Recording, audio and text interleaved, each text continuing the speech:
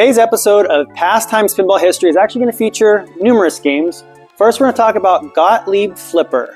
1960, there's two things that are historically significant about this game. This is the very first game to feature this back box style called a wedge head.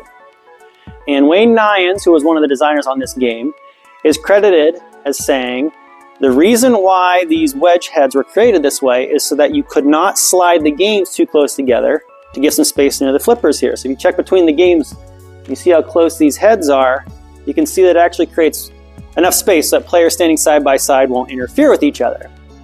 But the more historic thing about this game, 1960 Gottlieb Flipper, is that it is the very first add-a-ball game. And you'll notice a significant feature on these games that's different from other ones is it'll say balls to play as opposed to balls in play. Now, why this game was created, Alvin Gottlieb, son of David Gottlieb, and Wayne Nyens got together, and what they realized is primarily Texas, the whole state of Texas, outlawed pinball. It's in 1960, and they realized that that was going to be the opportunity for them to put these into Texas, as well as other municipalities such as Chicago, where it was made, LA, New York, Milwaukee, New Orleans, major cities that outlawed pinball, because if you could earn a credit in the form of currency, they considered it to be gambling. Whereas the concept here is instead of earning a free credit or a free play, you earn a free ball. So you're not earning anything in the form of currency, you're continuing to play on that quarter or nickel or dime that you spent. So these add-a-balls were specifically made to actually go into territories where pinball was outlawed because you could earn some currency. So this was made in 1960, as I mentioned. Following that, we have what's called the Flipper series. So this is Flipper Parade, 1961. Flipper Fair is also a 61. We have two more down here, and these are all add-a-balls. Flipper Clown is a 1962, as well as Flipper Cowboy. Check out this playfield real quick. This might look familiar as a very popular game, not called Flipper Cowboy. We actually have the add-a-ball version of that. So we're going to spin around here. Let's start down here, actually. So this is Cowpoke. Cowpoke was re-released a few years later. This is the add-a-ball version of Buckaroo.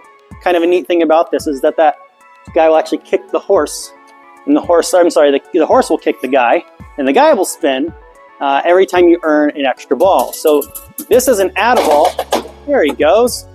This is an add-a-ball of Buckaroo. We have a few more here. Let's go back over this way. Let's jump around a little bit. We have Diamond Jack.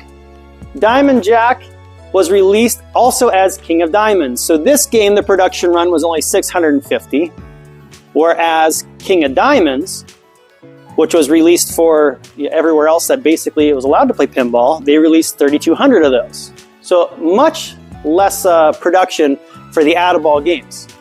Majorettes was only released as an add-a-ball game. They only made 425 of these. Not all games were made as add-a-balls. For instance, North Star does not have an add-a-ball equivalent here. Let's walk on down. Flipper Pool is an add-a-ball of a game called Bank-a-Ball. Ice Show is an add-a-ball of Ice Review. And again, you notice it says balls to play down here. Subway, Crosstown is the replay version, meaning you can earn a credit. Sing-Along is indeed a replay game, whereas the add-a-ball version is called Melody. Domino, replay version. Add-a-ball is called Playmates. And we have a couple here at Pastimes just to show you the difference. So we have Sky Jump and we have Free Fall. This is the replay version, meaning you can earn a credit. Check that credit window out right there. You would get that knock. If you beat the score or beat the game, you get a free credit. Whereas Free Fall would also knock, except it would count up your ball. So see if we can get both of playfields maybe in the same shot. Here we go. So you notice this one right here says wow when star is lit, and this one here says special. So special would earn a credit, a wow would be an extra ball. We'll move on down. Hit the Deck has one called Neptune, so this is a credit, right? And you notice it says ball in play, 3. We have Pin Up on the Floor, which is another add-a-ball of Kingpin. Gold Strike is an add-a-ball of El Dorado. So we have quite a few add-a-balls here on the floor. They made an add-a-ball of this game which is released called Team 1. It was primarily made for Italy. It was a soccer theme, completely different artwork on that. Sure Shot, we featured this in one of our morning brew sessions. The out of ball is called Bank Shot, which is historically significant because Roger Sharp actually played Bank Shot to lift the ban in New York in a courtroom. He played in front of, if you look at a picture online, they're wearing suits, and he called his shots and proved that it was a game of skill, which lifted the ban in New York. We have Buccaneer and Ship Ahoy, replay, out of ball. It looks like we have two more here examples. We have Jacks Open, and then we have Lucky Hand 2.